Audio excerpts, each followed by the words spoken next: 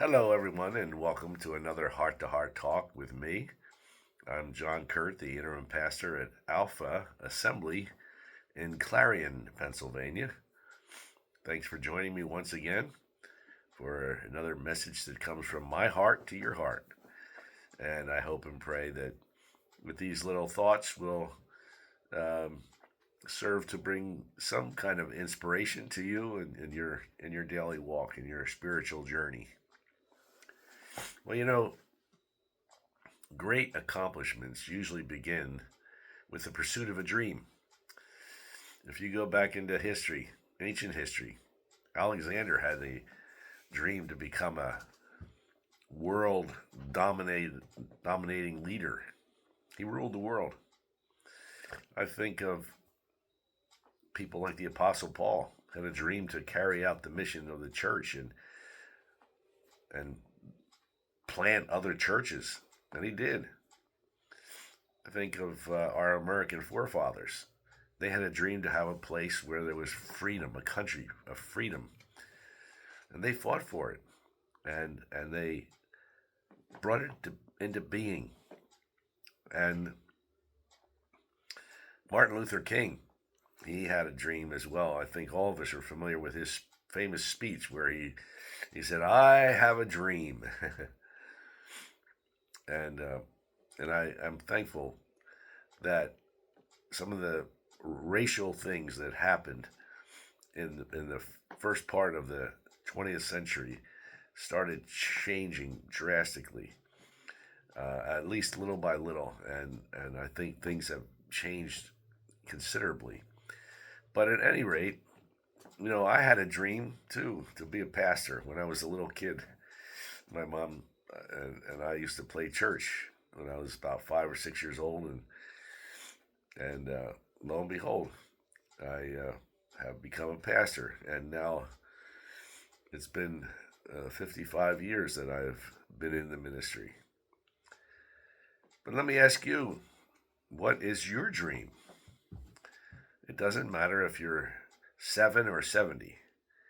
Your heart should be captivated by a vision of how to serve God and accomplish something for his kingdom. Jesus' dream and mission was, "I will build my church, and the gates of hell will not prevail against it." And within the first 100 years, the church nearly reached the goal of spreading the gospel to the known world. After 3 centuries, a powerful, secular, corrupt culture was turned upside down, and the Christian faith became its dominant worldview. And God delights to do impossible things through improbable people to impart exceeding grace to undeserving recipients. And great dreams are birthed when we begin to believe that, first of all, God is able. There is nothing impossible with him. Ephesians 3:20 talks about that. Talks about how we are able to do exceeding abundantly above all that we can ask or think, according to the power that works within us. That should drive us to have a big dream. Secondly, God is desirous. Not only is he able, but he desires us to have vision and to be people of vision. 1 Corinthians 2:9 says, "Eye has not seen nor ear heard," and that applies to the future and heaven, but also here and now. And thirdly, God has promised to bless us and bring about fulfilled dreams. So why don't we see more dreams fulfilled? It's not because God didn't come through, but that we are not dreaming. We're so focused on the now, the narrow, the next step in survival. In other words, we're dreaming too small, or we're not dreaming at all.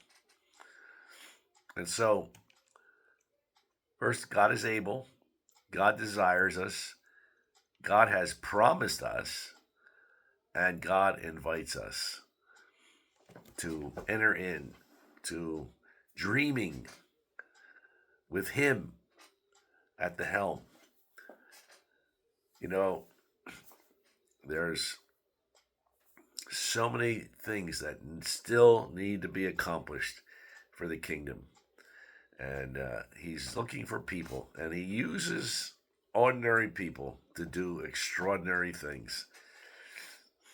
In one of Paul's writings to the Corinthians, he says he looks for people that are weak and humble. He doesn't go after always all the talented people. He just looks for people who have a dream. And if you have a dream, it will drive you. And if you have the Holy Spirit, if you have God working with you and for you, there's nothing that you can't accomplish. So let's dream together.